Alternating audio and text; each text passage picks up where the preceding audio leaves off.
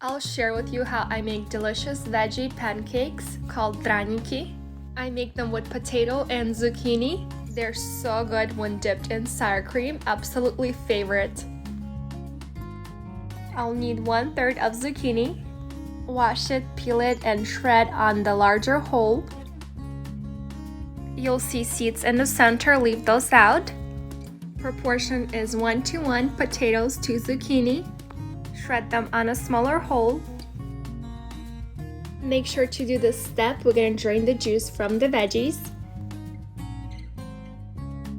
Now combine veggies, 1 egg yolk, 2 tablespoons of flour, salt and pepper to taste. You can also add dry garlic powder. It goes really well with these pancakes.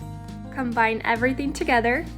This is how you can test. Get a little piece and try to form a ball. It shouldn't be runny. If it is, you probably didn't drain enough juice from the veggies. Then add a little more flour. Heat up some olive oil on medium heat. I'm using half of an ice cream scoop and simply just scooping the mixture, and you can pack it in there to make it all round and nice and place it onto the pan. When the bottom turns golden in color, flip them over. Remember, these are raw potatoes and zucchini inside, so you really want to get them cooked through to make them soft. So once you flip them over, cover them with a lid, reduce the heat to medium-low, and let them cook for about 5 minutes. Because I like them with brown, crunchy crust, I'm gonna flip them over one more time to get the desired color.